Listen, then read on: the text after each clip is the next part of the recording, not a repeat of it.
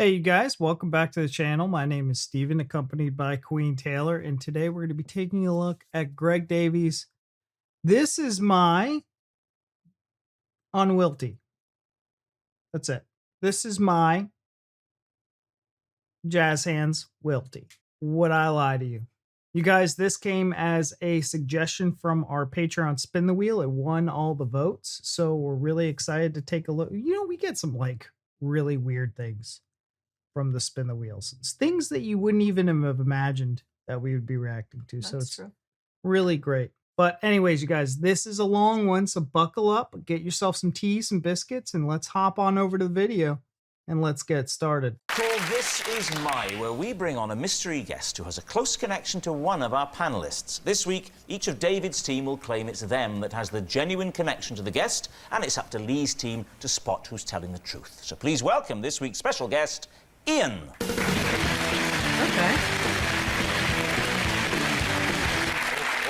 We watched one of these ones. Connie. Sorry, even before we start, I can tell you now, lads, this man does not know David Mitchell. Connie, what is Ian to you?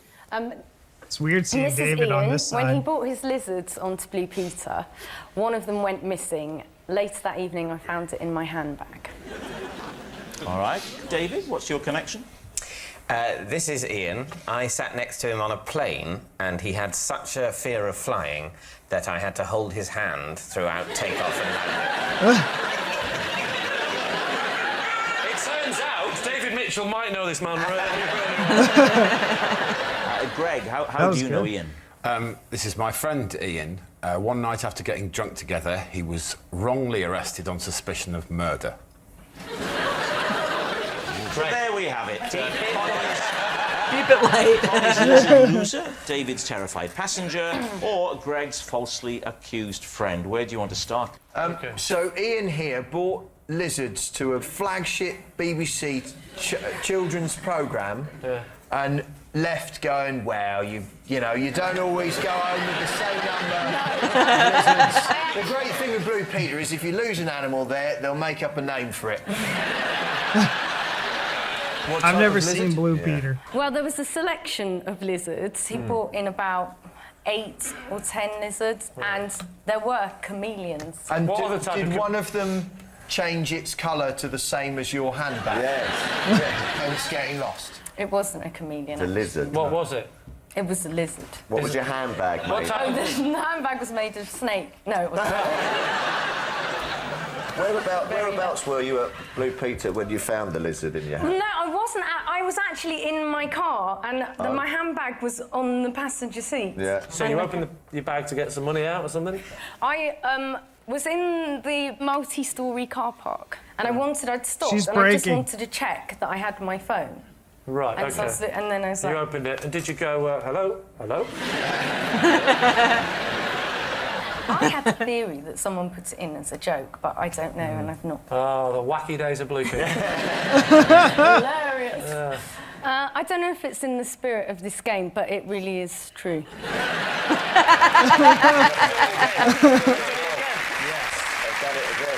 like to say I'm not stupid enough to fall for this again. OK, right. David.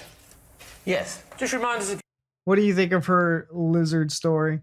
I think she cracked a little bit. I think which she did could too. be part of it. You could purposely do that, but I think it's hard on the spot. You have to be really good at just coming up with stuff like that, and I think it's tougher than people might make think. it out. Yeah.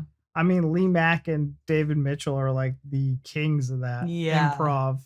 So I think, just the nerves alone of like having those two to go up with, that would be enough to send me.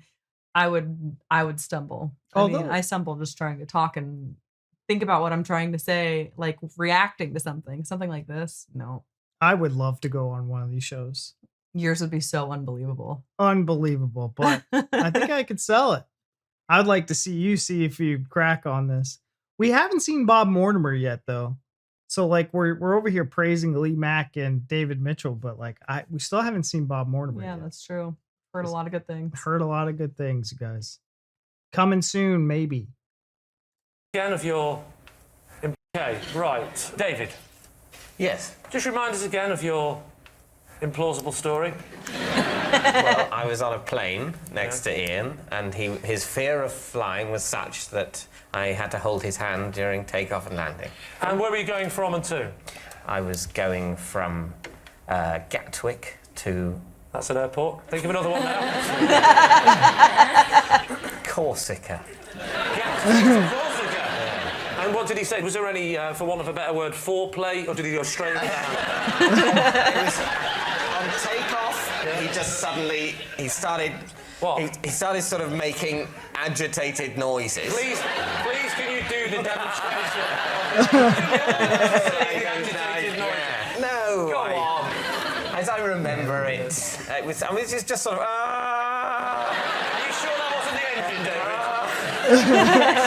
Yes, Lee, I'm sure it wasn't the engine. So basically, he's standing agitated. Yeah. Has he grabbed your hand? Then he grabs my hand. There's no talking. There's not. Do you mind if he's just gone? Not at that point, no. You slag, David Mitchell. What did you say? Do you mind? I'm a married woman. I mean, what did you do? I don't think I said anything. You know why he's grabbed your hand, do you? You know he's. Well, I assumed it was. I didn't think it was sexual attraction. Right. But it's very sweet of you to leap to that conclusion. Did either of you have fellow travellers with you? No. No, we were both just flying to Corsica. Yeah. To see what might happen. I was seeing you mate on the plane, maybe. And this happened again when you came in for landing. After we became when it levelled off, we became fully airborne. Sounds like a virus. He then said he sort of apologised and said, "I'm really sorry. I freak out sometimes on a plane," and I said, "Oh, not to worry." I bet that calmed him down. I once stroked a girl's back while we were having a very difficult re-entry over. Coming into Heathrow, and I didn't know her, and she was crying, and I just reached out and just stroked her back. There was a reason why she was crying, wasn't there? The madman behind was stroking her back. I wasn't behind her. I was like that with her. I was going, "Hey, it's okay. No, look, it's fine. This is just turbulence. This is nothing. This is nothing. Honestly, this is normal. Really. This bloody hell. Look. Really." And she was quietly sobbing. I mean, it was quite. I'm BAFTA nominated. I should point that out. So these things do happen. They definitely happen. There's definitely people get nervous on flights. I think we have to deal with Greg's story. Go on, Greg. Let's have it. David Mitchell now. Yeah. His story is the most believable. It's definitely the most believable so far. I feel like Greg's is going to be the one that's true just because it's wild, but also something that I think could definitely happen. And it's also, this video is made for Greg. Yeah, but that doesn't mean anything. It could be just that his story is so wild or that he sells it really well or something. I mean, the likelihood because it's made for Greg. Yeah, sure, but... Get nervous on flights. I think we have to deal with Greg's story. Go on, Greg. Let's have it. I got drunk with Ian, and later he was arrested wrongly on suspicion of murder. Thank God that bit's in. Yeah. So what happened? I feel like Ian's, like, when they went through the first time, Ian's body language just made it seem like this was, like, legitimate. Oh, my goodness. Because he kind of, like... He was a little bit more antsy and like smirky and stuff when the other two were talking, and he didn't really do that when Greg talked. So do you think body language in this segment of Would I Lie to You be a big part of it? Absolutely. If the person has, I don't think it was like super obvious. I think it was subtle, but noticeable. Wow. I mean, to me. That's like an angle you have to watch out for with these. Yeah. They got to be really good at not like reacting in any type of way. Thank God that bit's in. Yeah. So what happened? Well, I wasn't really part of it because we both passed out. It was a college ball, and we all drank vast amounts. Particularly Ian and I drank a ridiculous amount, and then both collapsed. The last thing I remember is Ian falling down and him obviously being horribly hurt, and I woke up on a carpet. And ran nice change from the bath. Not in the bath. I ran upstairs and he was sitting up in his bed honestly looking, his face was swollen like a pumpkin. And then he told me that night, when he'd been stumbling about drunk, he'd been arrested for murder because someone with a similar facial wound had murdered someone in the town. Someone with a similar... Oh, so the facial wound from falling? Yeah. And someone with a similar facial wound had murdered somebody else? Yeah. That's unlucky. Where was this? That's unlucky. Why did they... I want to hear that. Yeah. And someone with a similar facial wound had murdered somebody else? Yeah. That's unlucky. Where was this? Why did they... How did they know he wasn't the murderer? What was the defining point in the interview? He told me that they'd questioned him for hours, and eventually he said to the police, and I think this is a quote, "I'll be honest with you, lads, I could well have done it." And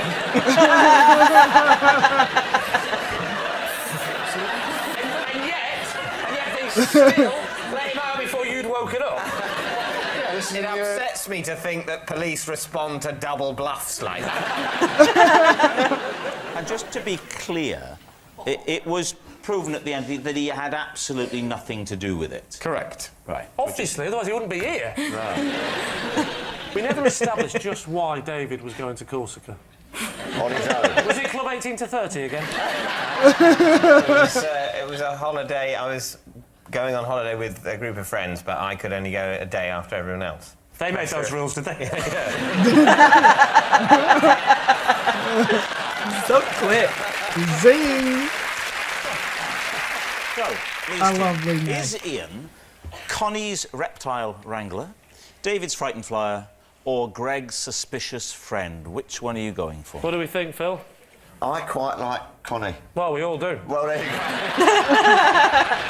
Focus, Phil. Yeah. Now, I can imagine a bit of Blue Peter. He looks like a chap who might sort of keep lizards. I don't know why. I'm slightly leaning towards Greg, only because I don't believe David. I'm inclined to think that Connie's story is true. Oh, go on then, Connie. If you've suckered these two idiots into it, I'll go along with that.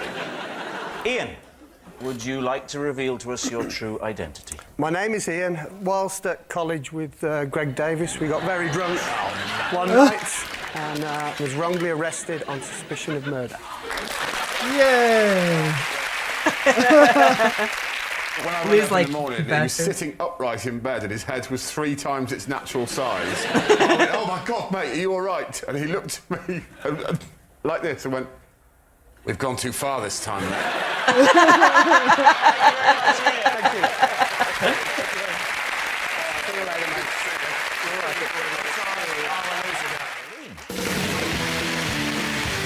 You got to get him a dinner after Oh that. my gosh, Greg. that was funny. That was good. I think it'd be really hard being on the show, being on the same team with Lee or David. And I feel like if I was not 100% sure, I would just go with whatever they said. Because I'm like, they're 'Cause they're so good. good at this. They know. I'd be like, we want to win, whatever he says. Yeah, I don't I'm know good how with they that. went with Connie, though. I don't either. I think she was the least believable. She was I mean, it's something that could happen, but and it's tough to say that as we're watching this after the fact, but in the moment, it's probably Yeah. like super believable. yeah. And that's the thing, is how much of it is like you try to trick them up and you try to be like, oh, you're stumbling over your words, even if it was true, or you act like you don't remember things, Yeah. So I don't know. This is going to be a good one.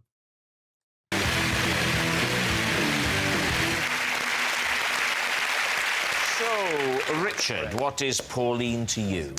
This is Pauline. Last year we met at a Snoop Dogg gig and we bonded because we were the 2 oldest fans in the room. David, how do you know Pauline? This is Pauline. When I was a cub, she was the Arcala, and she had to take me out of the scout hut once for asking too many questions when we were being given a talk by the police. And finally, Greg, your relationship with Pauline? This is Pauline. She's my mum. She once drove past me when I was having my first fight and got out of her car to cheer me on. Lee's team, where do you start? Lee wants to How talk old were you already. on this first fight? 12? Right. And so where was this? At school? No. Where was it? No. Outside. Outside the music room. It was in a street. In the street? Yeah. Who were you fighting? I honestly can't remember his name. He was a lad, and he was in the year above me. And I remember he had fairly distinctive red hair. Is that why you fought him? I fought him because he'd fought one of my friends. Oh, OK, so this was like a... You were like doing a heroic gesture. Yeah. And he was older than you? Yes. What was your friend called? Well, I'm from Shropshire, so he was called Chinese Dave. Chinese Dave in Shropshire? No, I just think he was called Chinese Dave, and I honestly don't know the reason, because he certainly wasn't Chinese. I think it's because he used to wear a hat. Yes, that would be it. That'll be it, probably. What was your fighting technique, do you recall? It was a sort of windmill of bones. Windmill of bones! I give you the windmill of bones! Was your mum shouting at you by way of encouragement? I mean, as I recall, it was just get in there. I think that's 100%. Get in there, son, is what I... And was she there the first time you had sex? This was in the street. Your mum was driving. Yeah.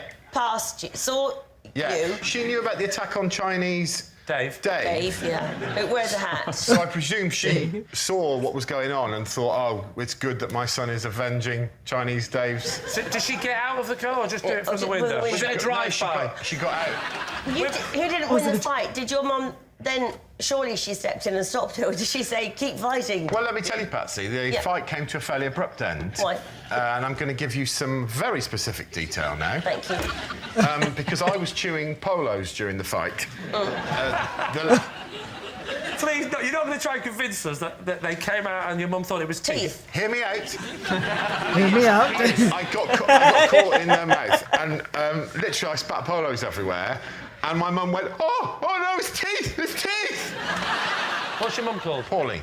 Has she got a nickname, like Heckling Pauline or anything? I would tell you, she has an impressive history, because she was in a play fight with my dad once, and he locked himself in a toilet, and to get to him in the play fight, my mum punched a hole through a door. In the play fight. So there's obviously... You see Lee kind of eyeing her to be like, looking to see if he could believe it or not. Oh, yeah. Or maybe see her response, watch him. Punched a hole through a door. So there's obviously a violent streak in this one. It is true, though. It's definitely true. That is my mum. Next, who are you going to do next? OK, so we'll go with David, shall we? Yes. David, just let me recap. Am I right in saying that there was a there's talk no by the way. police at the Cubs? Yeah. And you asked one too many questions to the policeman? Yes, I was full of questions. What kind of questions were you asking? I can believe I was that. asking about various, issues involved in fighting crime. How old were you? I think I was about 8. Right. What kind of crime-fighting questions were you asking? Well, there was a problem, I felt.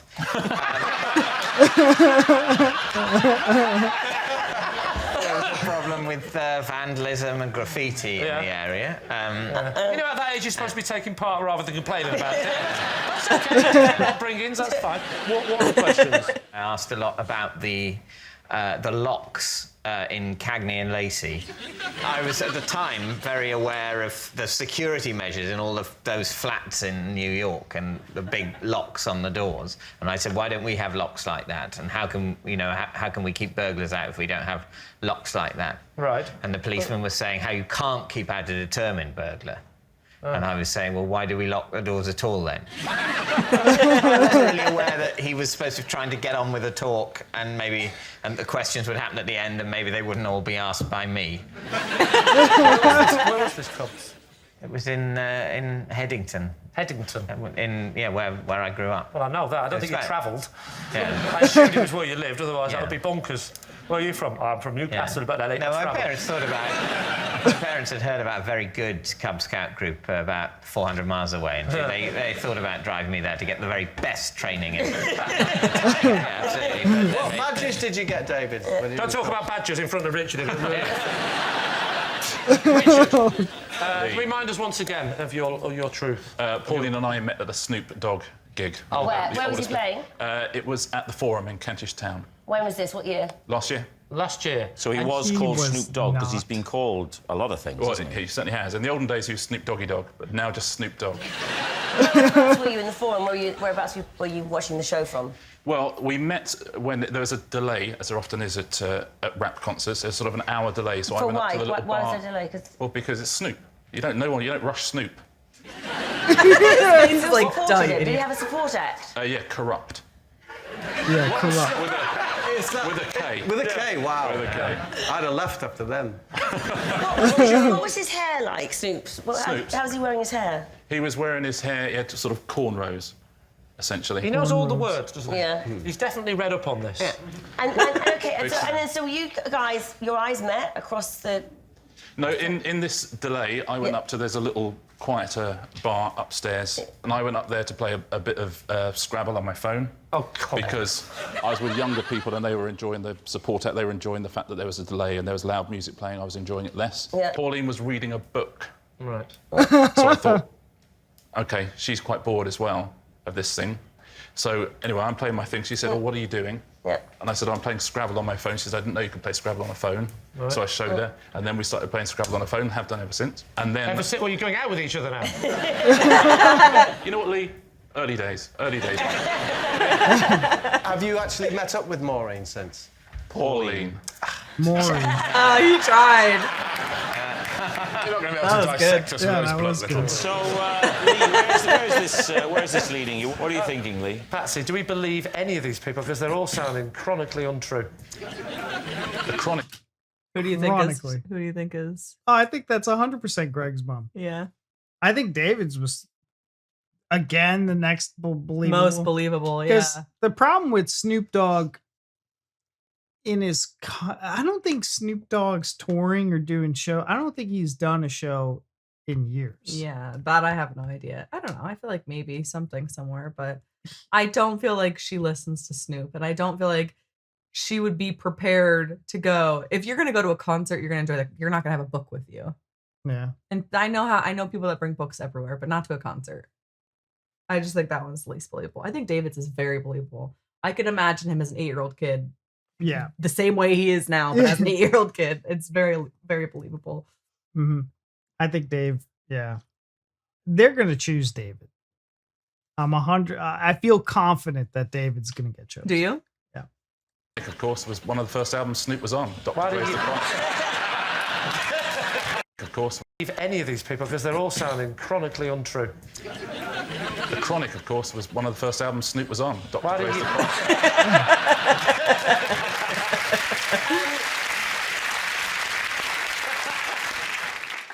I could see David in his cub shorts and being worried about the graffiti. He sort of the sort of person that it would have upset him. And I'm intrigued by this slight physical resemblance between Greg and the lady. I know what you mean, yeah. Do you mind standing up, Greg, again? Would you stand next to this lady you claim to be your mother? Next to my mum? Well, let's call her a woman for now. Right. Now... That's very possible. I'm guessing for this mean average to work out, your dad is the Jolly Green Giant. No, but you see, Lee, it's a fact that a son has to be taller than their mum. it's either Richard or Greg, I think. So that's my answer. So you think it's... I think it's Richard. You think it's Richard? You think it's Richard or Greg? Yeah. What? Don't forget Richard. What are you going to say? The Scout hat one. Sorry. Sorry, are you still here? The Scout hat. OK, I need an answer. Richard, really? No. David. He's trying to double bluff me at the end, so I'm going to go with saying David. It's David. And if it is David, I'll be so happy now. You're saying it's David? I think it's David. OK, Pauline, would you please reveal your true identity? My name is Pauline. I am Greg's mother. And...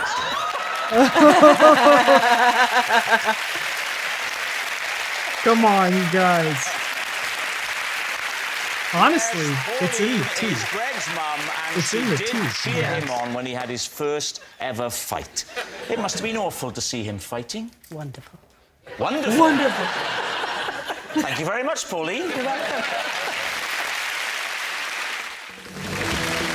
Oh, she didn't, give him a hug or kiss goodbye. I know, I was waiting for it. So, okay. Gary... I cannot believe that they said Richard's story. Richard or Greg. Unbelievable. Snoop Dogg The story? ones that I feel like is the last one I would pick is usually the one they pick. It's crazy. And even though it's wrong, even though it was wrong in that instance, come on, guys. Yeah. David's story was Kind of impregnable. Yeah. Impregnable? Maybe they think it's too believable, so it can't be true. I don't know. I don't know, like, their thought processes on this. Yeah. I mean, granted, this is only our, second video of... I think we've done 3. This type of... Oh, this is this segment? Yeah. Yeah, this is probably our second. So... I love it. Still pretty new, but... Gareth Malone, what is this, Gareth, to you? This is my old neighbour, Gareth, and when I was learning a song, he would distract me by singing the same song in his own flat, but in a different language.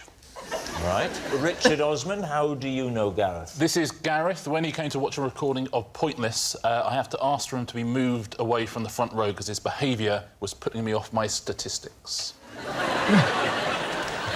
And Greg, how do you know Gareth? This is Gareth. He was the rickshaw driver I once paid to pedal me home. By the time we arrived, he was so exhausted, I let him stay on my sofa. So there we have it. Gareth's synchronized singer, Richard's pointless punter, or Greg's shattered chauffeur.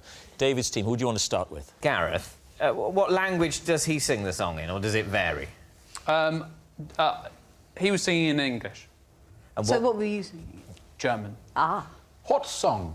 I think it was Bach's St. Matthew Passion. That's what I thought it would be. Yeah.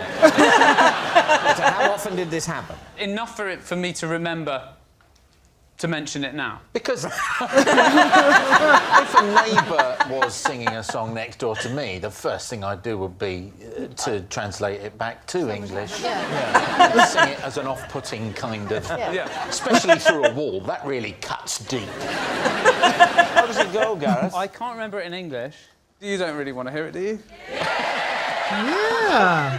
I'd like to hear it as if you're frightened.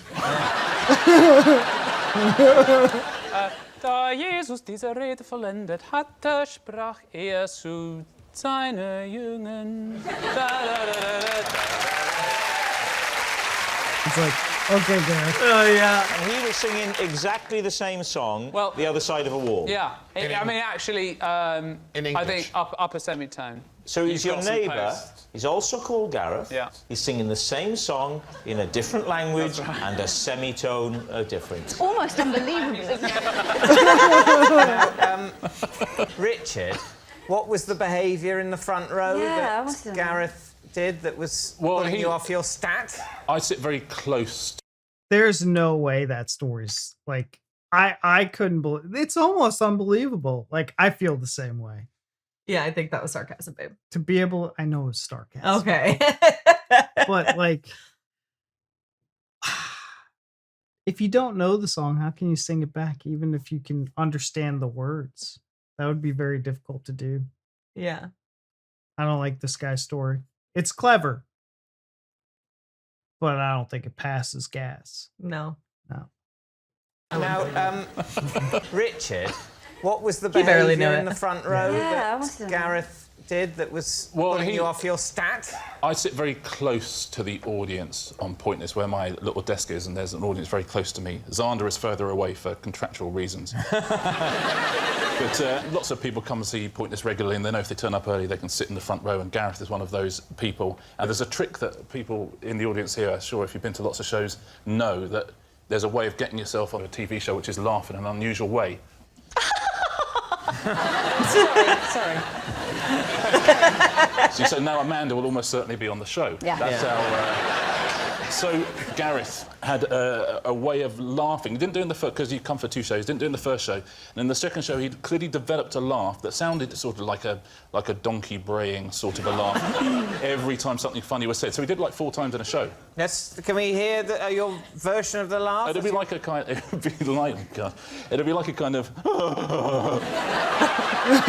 sort of thing. Yeah. Definitely looks like it I laughs could like hear it that. all the way through, and so in the first recording break, I said to the floor manager, could you get him moved to the back?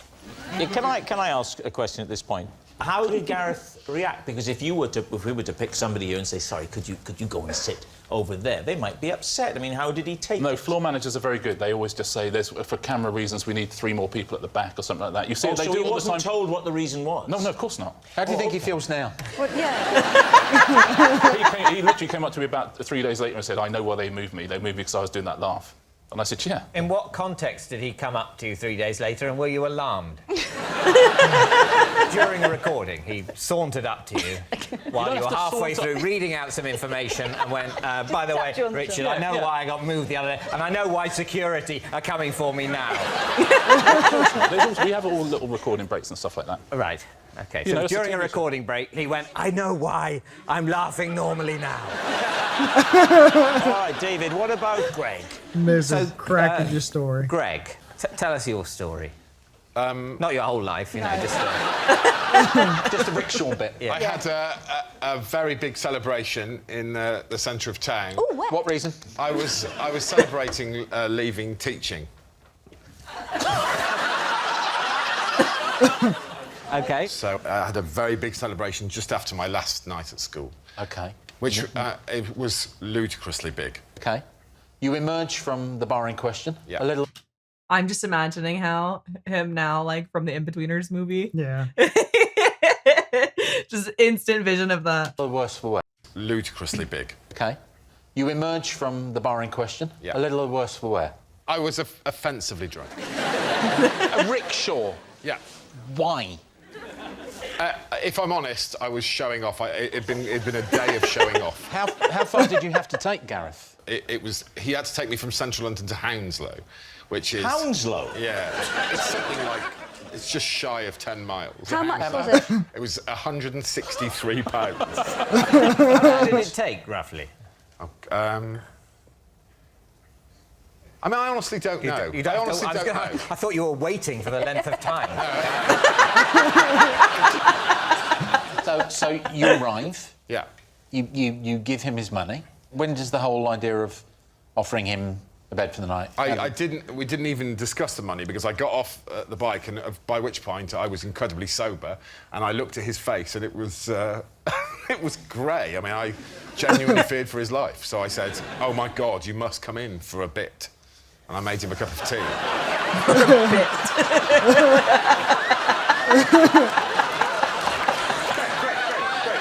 Did you hear the whistle? We're better than that, guys. We're better than that.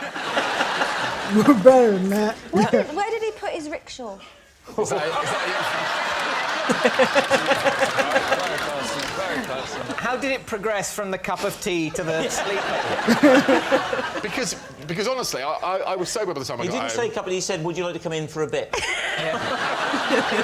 Exhausted from the bit. Biscuits! Fell asleep on the sofa.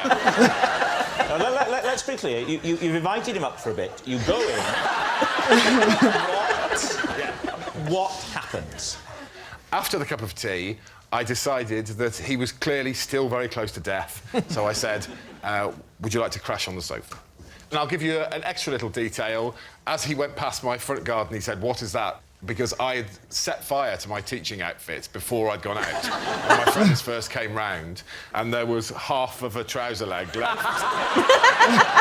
Gareth saw it and went, is that half a trouser leg? Has someone spontaneously combusted? We need an answer. So, David's team is Gareth Malone's synchronized singer?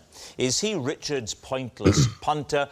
Or is he Greg's shattered These are really chauffeur? tough, actually. I've got a horrible feeling he's the pointless punter after all of that. You think pointless punter? Yeah. But Greg's is probably I'm the thinking most. rickshaw driver. Yeah, the detail that Greg was giving was... The detail of the burnt trouser Yeah. leg is... That was like he'd forgotten himself and he was getting into his story. Oh, Yeah. this happened. I'm really excited. But you're discounting Gareth altogether. Oh, completely, yeah. Okay, so you're going for the two tall guys there, the two lanky dudes. You know what? We're just two guys. We're just two people, all That's what right? we are. The two lampposts there. We're just... So, David, what are you going to say? I'm going to because I genuinely. You're don't. So abstaining. I'm going to go with the team captain's final decision. If I had a gun to your head, though, Amanda, and don't rule it out, who would you go for? Don't rule it out. You go for Greg. All right. Or Richard. What do you think? I think Greg. You think Greg now? Oh, no. We'll say Greg. They're saying that it is Greg. Gareth. Now she's second guessing. Would you please I've taken your answer.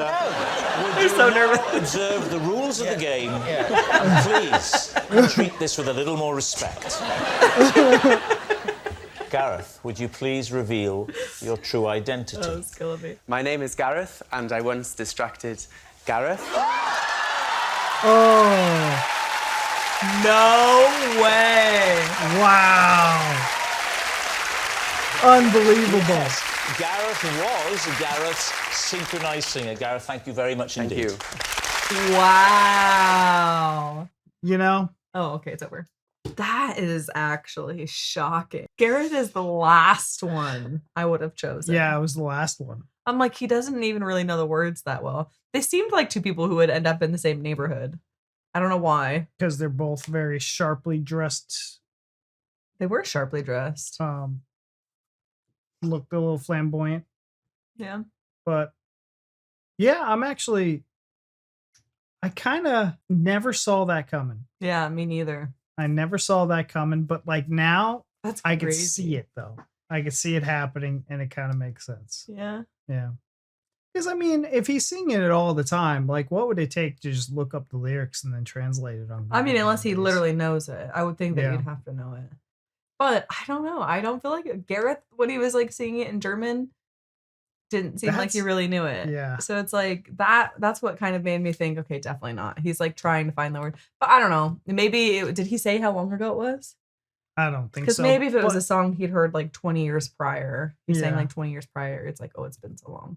But I don't know. He is the last one I would have chosen. And then that could have been a twist too, because he could have been singing just something completely normal, but like in order to throw off the panel, true, he was saying it was in a different language, but it could have been like Mariah Carey, and then he's singing Mariah Carey on the opposite side of the wall. you Yeah, know? that's very true. And they Because just synchronized. everything's not. It's like the way this game The is, story is like them knowing them is real, but the story isn't necessarily real, right? like we stretch the truth a little bit, Yeah. or over exaggerate. Okay. Oh, well, this was fun. This was a lot of fun.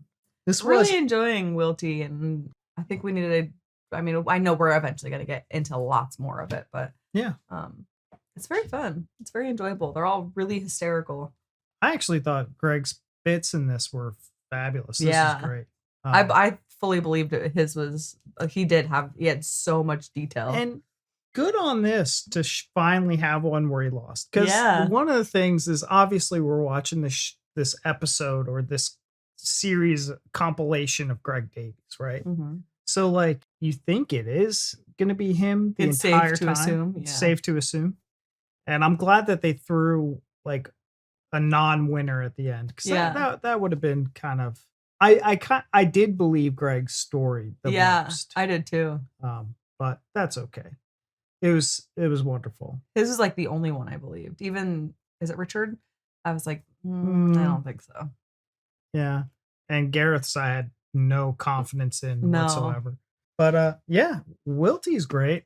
So much fun. This is my segment is awesome.